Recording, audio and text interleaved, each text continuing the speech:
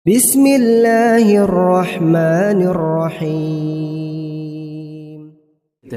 Yang kedua pentingnya itu adalah karena ya agar mereka memperbarui taubat kepada Allah ya. Jadi dengan kita mempelajari tazkiyatun nafs ini kita muhasabah terhadap diri kita, itu nanti kita akan bisa apa? Memperbarui taubat kepada Allah Subhanahu wa taala setiap pagi dan sore. Kita istighfar kepada Allah, bertaubat kepada Allah. Sebagian ulama mengatakan barang siapa yang tidak bertaubat pada pagi dan sore, maka dia termasuk orang-orang yang zalim. Ya, jadi setiap anak Adam itu pasti berbuat dosa, berbuat salah. Dan sebaik-baik orang yang bersalah itu adalah yang segera bertaubat. Dan taubat itu jangan ditunda-tunda, jangan diakhirkan, ya, begitu. Dan taubat itu bukan hanya bagi orang yang berbuat dosa dan maksiat, ya, tetapi itu adalah merupakan perintah Allah Subhanahu wa taala. Wahai orang-orang yang beriman, bertaubatlah kalian kepada Allah dengan taubatan nasuha. Dan Nabi sendiri juga mengatakan apa? Ayyuhan nas tubu ilallah fa inni atubu ilallah fil yaum mi'ata marrah. Wahai manusia, bertobatlah kalian pada Allah. Sesungguhnya aku bertobat pada Allah dalam sehari 100 kali. Nabi Muhammad yang terkenal itu loh, ya, yang sudah dijamin masuk surga, diampuni semua dosa-dosanya. Beliau juga merupakan kekasih Allah, ya. Surga tidak akan dibuka sebelum Rasulullah Shallallahu Alaihi Wasallam terlebih dahulu yang masuk. Jadi yang pertama kali masuk surga Rasulullah SAW, diampuni semua dosa-dosanya. Tapi apa kata Rasulullah SAW? Sungguh aku bertobat kepada Allah dalam sehari 100 kali. Astaghfirullah wa atubu ilaih. Astaghfirullah wa atubu ilaih. Aku mohon ampun padamu ya Allah dan aku bertobat, ya. Minta ampun, istighfar dan bertobat kepada Allah. Hari dan sekian macam-macam, terserah panjenengan. Bisa astagfirullah, astagfirullah, boleh. Astaghfirullahalazim, astaghfirullahaladzim, atau Rabbighfirli, sama. Ya Allah, ya Tuhanku, ampunilah aku. Atau Allahumma gfirli. Nah, ini nasihat Luqman kepada putranya, wahai anakku, biasakan lisanmu itu mengucapkan Allahumma gfirli, Allahumma gfirli, Allahumma gfirli. Ya Allah, ampunilah aku. Ya Allah, ampunilah aku. Karena kita tidak tahu kapan ampunan Allah itu diberikan kepada hambanya. Perbanyak istighfar, ya. Nah, kalau perbanyak istighfar nanti kesusahannya dilapangkan oleh Allah. Kesempitannya nanti akan diberikan jalan keluar. Diberi rezeki dari arah yang tidak disangka-sangka. Nah, banyak keutamaan. Atau yang biasanya ibu-ibu biasanya ya, astaghfirullahalazim alladzi la ilaha illa huwal hayyul qayyum wa atubu ilaih. Ada, ya. Itu dahsyat itu, ya.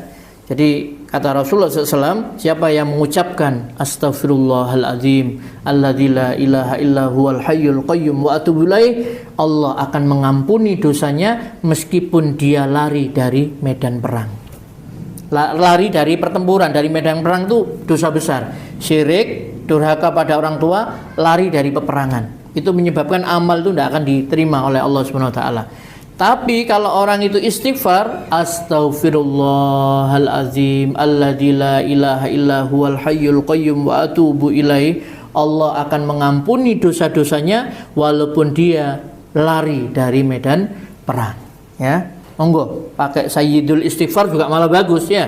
Sayyidul istighfar pagi dan sore itu, Allahumma anta rabbi la ilaha illa anta khalaqtani wa ana abduka wa ana ala hadika wa wa'adika mastata'tu a'udzubika min syarri ma sana'tu abu'u laka bi ni'matika alayya wa abu'u bi dzambi faghfirli fa innahu la yaghfirudz dzunuba illa anta. Siapa yang membaca di waktu pagi kemudian kematian menjemput dia di waktu siang, dia mati siang hari, dia wajib masuk surga. Siapa yang membacanya di waktu sore, kemudian dia mati, malam hari maut datang menjemput dia, dia wajib masuk surga. Kenapa? Dia ini bertauhid. Allahumma ya Allah, anta rabbi, engkau adalah Tuhanku, Robku. Ya. Wa ana abduka, dan aku adalah hambamu. Ya. Nah, itu pernyataan bosnya. Allah adalah Tuhannya dan dia adalah hamba Allah, ciptaan Allah Subhanahu wa taala, ya. Dan yang lainnya. Baik, Bapak Ibu yang dirahmati Allah Subhanahu wa taala, jadi belajar tazkiyatun nafs ini membersihkan hati dan lain. Kan istighfar itu kan membersihkan hati kan ya. Kalau kita berbuat dosa itu ada setitik hitam nempel. Kalau kita istighfar maka dia akan hati itu akan mengkilap kembali, ya, bersinar kembali karena kita istighfar, ya, seperti itu. Jadi fungsinya adalah agar mereka memperbarui taubat kepada Allah setiap pagi dan sore, ya. Nah, ini perkataan ulama ini memang ngeri nih, ya. Tadi, siapa yang tidak bertaubat pada pagi dan sore, maka dia termasuk orang yang zalim. Ya, karena ada ayatnya, "Waman lam yatub faulaika humuz zalimun." Siapa yang tidak bertobat, maka mereka itulah orang-orang yang zalim. Berarti kita harus bertobat. Dan Rasulullah 100 kali. Ya, padahal sudah diampuni dosanya. Nah, begitu ya. Sudah dijamin masuk surga. Nah, kita ini tidak ada jaminan. Ya. Begitu. Dalilnya, ya, dari yang kedua ini adalah surat Al-Hujurat ayat 11. Ya ayyuhalladzina amanu la yaskhar qaumun min qaumin asa ayyakunu khairam minhum. Hai orang-orang beriman, janganlah sekumpulan orang laki-laki merendahkan sekumpulan yang lainnya. Boleh jadi yang direndahkan itu lebih baik dari mereka. Wala nisa'um min nisa'in asa ayyakunna khairam minhun. Dan jangan pula sekumpulan wanita merendahkan sekumpulan yang lainnya, wanita yang lainnya, karena boleh jadi yang direndahkan itu lebih baik, ya, daripada yang mengolok-olok, daripada yang merendahkan.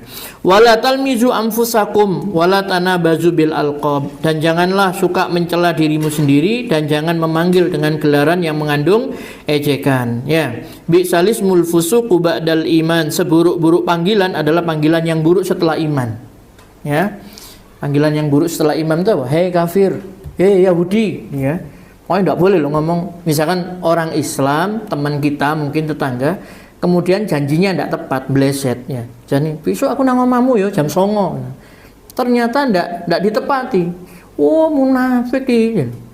Cirinya orang munafik tidak menepati janji kan? Ya, kalau berbicara bohong, kalau berjanji dia ingkar, kalau diberi amanah dia khianat. Tapi itu nifak amali, ya, tidak menjadi munafik yang kekal di neraka, itu bukan, ya.